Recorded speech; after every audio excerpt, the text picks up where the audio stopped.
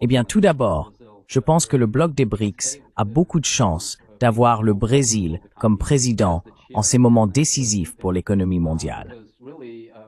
Parce qu'en réalité, on voit de la part du Brésil un effort très énergique pour revitaliser le bloc des BRICS et vraiment renforcer son empreinte, sa présence, non seulement à l'échelle mondiale, mais aussi dans l'espace latino-américain. Et je pense qu'il est également très important de noter que le Brésil a présidé le G20 au cours de l'année précédente. Il préside aussi la COP, qui est essentiellement le principal forum environnemental, le plus grand forum environnemental au monde.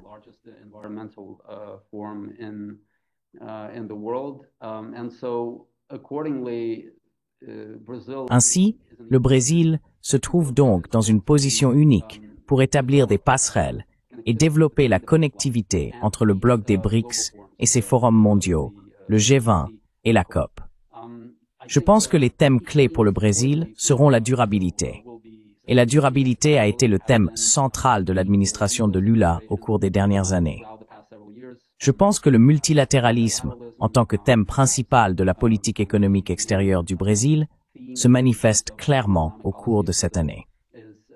Personnellement, en tant qu'expert, je constate une démarche très affirmée et étendue du Brésil à l'égard de la société civile et de la communauté d'experts, afin de recueillir des compétences et d'entendre les voix de l'ensemble du Sud global sur les priorités que les BRICS pourraient suivre pendant la présidence brésilienne.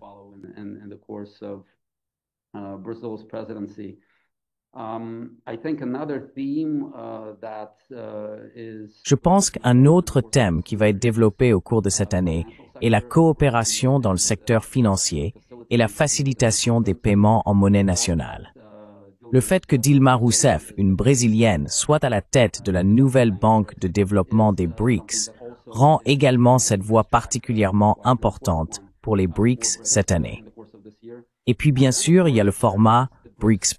Le format BRICS+ va connaître sa 4e édition cette année, donc 4 d'affilée.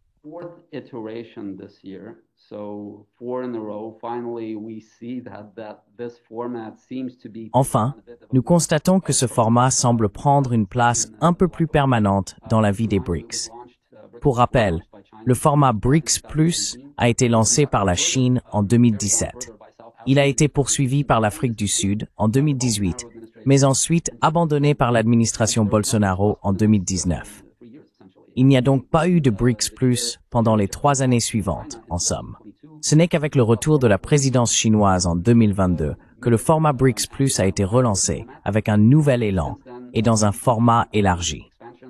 Depuis, nous avons assisté à une expansion et à un BRICS beaucoup plus extraverti, comparé à un BRICS auparavant plus, introverti et plus inerte. Ainsi, ce format BRICS+ est essentiellement la plateforme que le Brésil va utiliser pour rapprocher certains partenaires sud-américains de la région du bloc.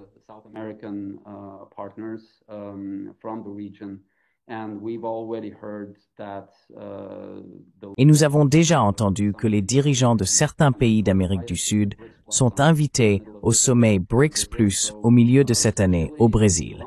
Cela inclut donc le Chili, la Colombie, l'Uruguay et le Mexique, si je me souviens bien. Je pense qu'il y aura également des pays en dehors de l'espace latino-américain, et je crois que certains pays de l'ASEAN devraient aussi participer.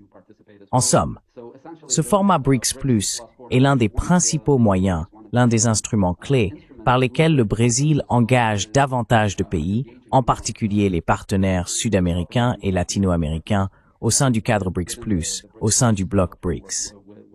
Et puis, il y a bien sûr une autre voie, qui est la NDB, la nouvelle banque de développement.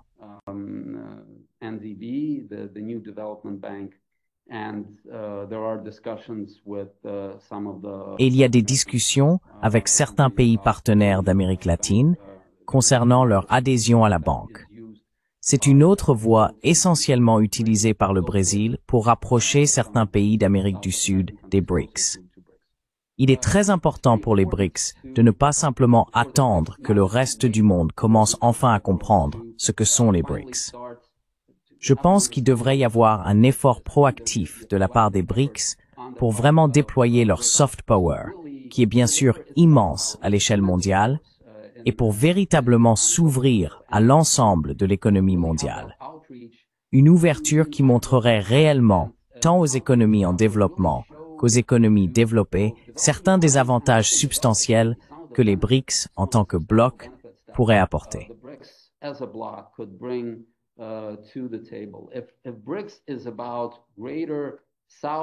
Si les BRICS visent à renforcer la coopération économique sud-sud, alors pour certaines économies d'Europe ou des États-Unis qui s'inquiètent de flux commerciaux excessifs en termes d'exportation venant de Chine ou d'autres régions du Sud global, ou si certaines de ces économies s'inquiètent des investissements stratégiques provenant du Sud global dans leurs propres économies, la coopération Sud-Sud permet de détourner une grande partie de cette pression du Nord global.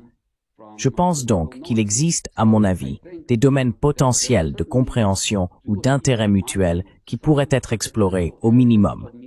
Jusqu'à présent, d'après ce que je peux constater, ces thèmes ont à peine été abordés sous quelque forme que ce soit.